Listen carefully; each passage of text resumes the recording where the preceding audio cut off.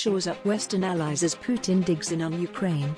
President Joe Biden closed out his wartime visit to Europe on Wednesday, working to shore up partnerships with allies on NATO's perilous eastern flank, even as Russia's Vladimir Putin was drawing closer to China for help as his invasion of Ukraine neared the one-year mark.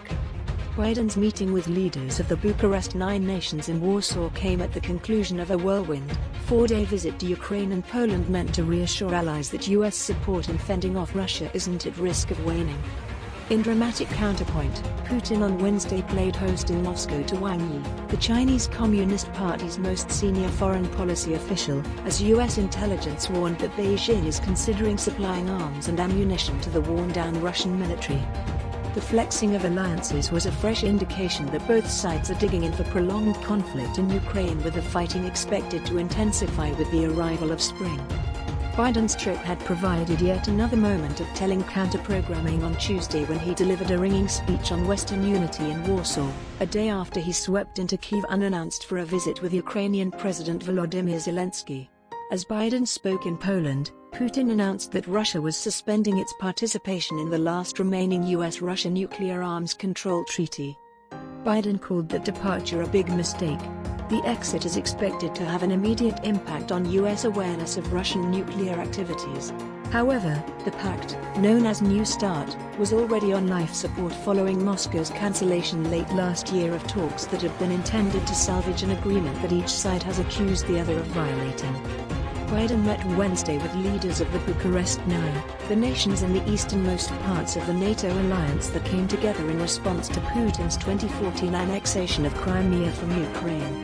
They include Bulgaria, the Czech Republic, Estonia, Hungary, Latvia, Lithuania, Poland, Romania, and Slovakia. "You're the front lines of our collective defense," Biden told them. "And you know, better than anyone, what's at stake in this conflict. Not just for Ukraine, but for the freedom of democracies throughout Europe and around the world." These countries have worried that Putin could move to take military action against them next if he's successful in Ukraine. Biden responded to that anxiety by pledging that NATO's Mutual Defense Pact is sacred and that we will defend literally every inch of NATO. NATO Secretary-General Jens Stoltenberg, who attended the meeting, pointed to past Russian actions in Georgia and Ukraine and said, "We cannot allow Russia to continue to chip away at European security. We must break the cycle of Russian aggression." It was unclear how the US and its allies aim to do that, other than by continuing to arm Ukraine's military with the Western and aging Soviet arms that have allowed it retake about half of the territory it lost in the opening days of the war. Biden returned to Washington late Wednesday night. After the Russian military's battlefield shortcomings were revealed at the start of the conflict, Putin, too, has been seeking rearmament, drawing on Iran and North Korea for assistance, and potentially China.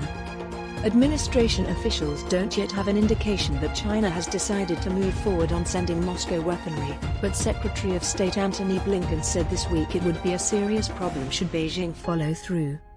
Throughout the conflict, China has cautiously weighed the pros and cons of directly aiding Russia. But a year into the war, Beijing now seems increasingly concerned that Russia, one of its closest allies, is teetering towards something that could approximate a loss in Ukraine. The US and its allies have threatened secondary sanctions on countries that support the Russian war effort. But there was no consensus this week on potentially steeper sanctions for China, which could have global economic implications, should it decide to rearm Putin's forces.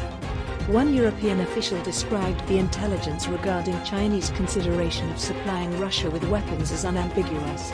Western officials do not know whether the possibility is currently being studied only by China's military or some other single branch of the government, or by the Chinese government as a whole, the official said. The official spoke on condition of anonymity to discuss the West's intelligence on the matter.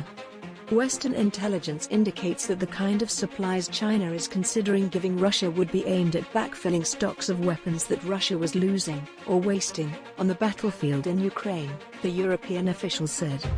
From the intelligence signals thus far, Western officials don't believe China's supply of weapons to Russia would be sufficient to change the trajectory of the year-old war.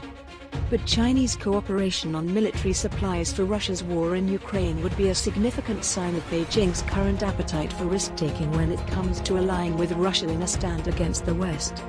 Li Mingchen, an associate professor in international relations at Nanyang Technological University in Singapore, said at an event hosted by the Carnegie Endowment for International Peace last week that Beijing was weighing the value of creating a situation in which the US will have to now deal with really two potential enemies and challengers, and that will help divert a bit of America's attention and resources from the Asia-Pacific region. That's today's latest news. Don't forget to subscribe, like, and comment so that this channel can continue to exist. Thank you for listening to the end, and I hope it's useful.